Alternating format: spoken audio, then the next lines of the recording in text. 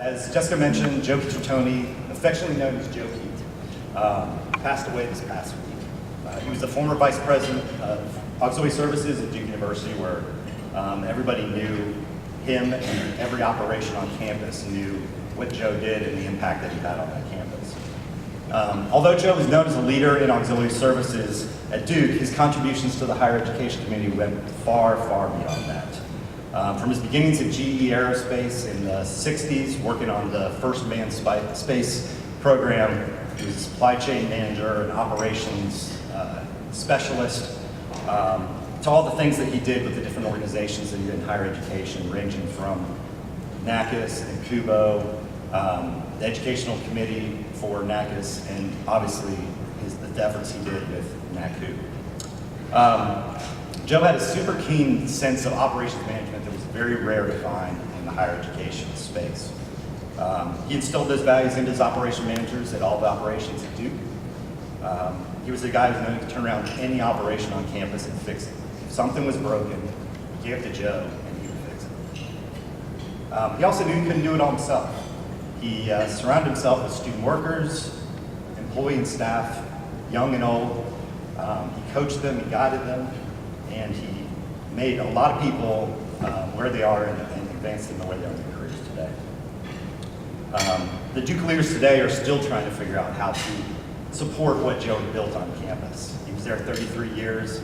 He had everything from dining services to retail stores to parking, housekeeping, the card office, photocopy services. I could go on forever. He's got a long, long list of things he did. And after he left a lot, some very, very big shoes to fill there.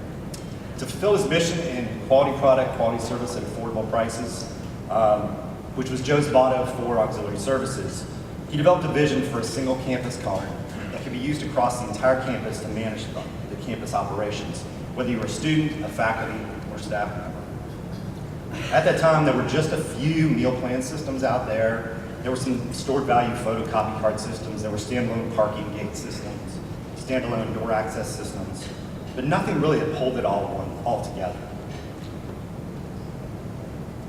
So Joe envisioned this single source, this single tool that could bring everything together to give a university administrator a holistic view of everything that went on at the campus, real time, up to the second, up to the moment.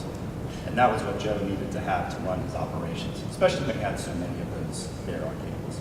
So Joe went on a search. This was about 1983, 84.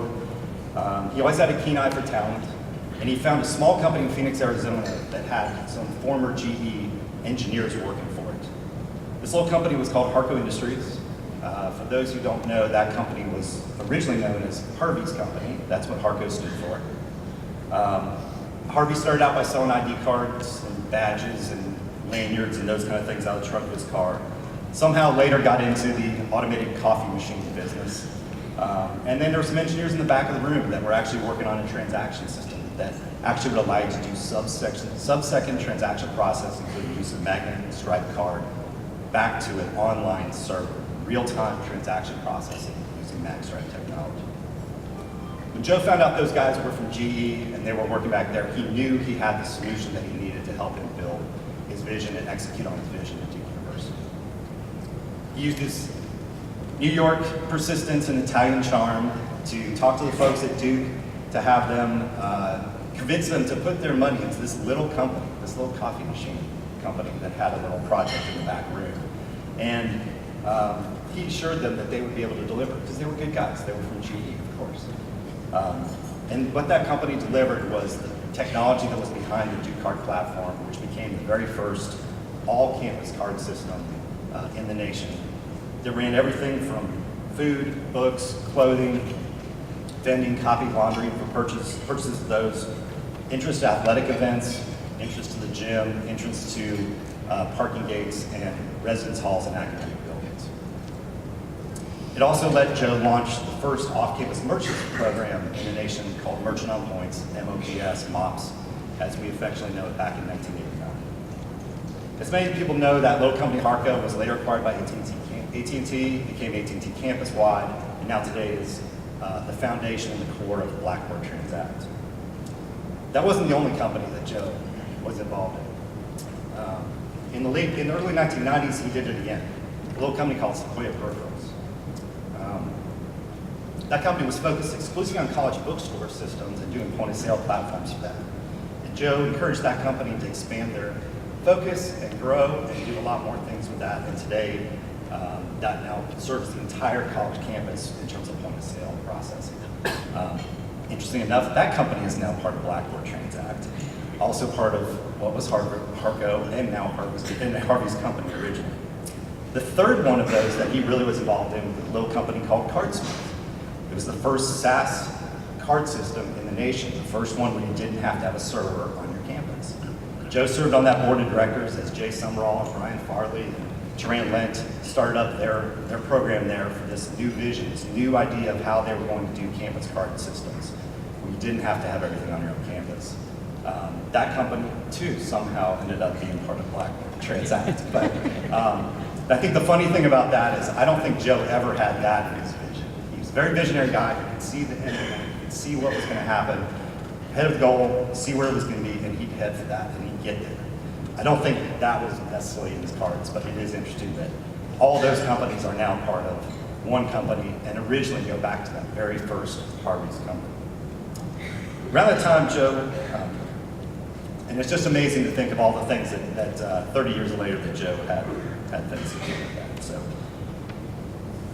the other big thing Joe was really involved in that applies to this group, and there were numerous things that here and beyond, was, as you all know, he was one of the founding fathers of NACCU. I remember my early days back at Duke, my office sat next to the conference room. Joe Pete, Bill Norwood, Tom Bell, Mel Blackburn, and eventually Lowell Atkins would sit in that conference room for hours and hours, and I would hear it get louder and louder in there, and occasionally I'd see Bill run down the hall, or I'd see Tom run down the hall, or I'd see Joe run down the hall. It would get loud in there. I didn't know what these guys were doing. All I knew was I had to sit back in the card office and run the front counter. I had to make the ID cards. I had to go cover and make deposits and do those kind of things.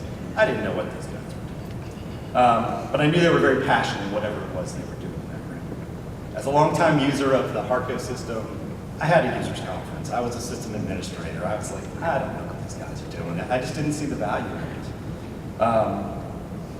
It was interesting because those first couple conferences, all I pictured was going on in those was Joe would pitch the merits of online magstripe, real-time transaction processing, and Bill would pitch the stored value, chip card, offline transaction processing technology. And I think that was a lot of what those first couple conferences were about. But thankfully, that progressed, and here we are 24 years later, or 24 conferences later, and this organization has grown into what Joe and I think the founding fathers really envisioned that it would be. An organization where colleagues, partners from across the nation come together and freely share best practices, ideas, and challenges in a venue that's not vendor or school specific. Entire companies and careers, both in higher education and the private sector, have launched due to the work that Joe and others have put into this organization and into this industry. In closing, I'd like to thank NACCU for the opportunity to recognize and remember Joe Pietrantoni today. I know he'd be humbled by the outpouring of support and kind words that so many have expressed in numerous articles and messages over the past week. The torch has been passed, and it's up to the rest of us to carry it and chart the path for the next 24 conferences. In the words of Joe, thank you, friends.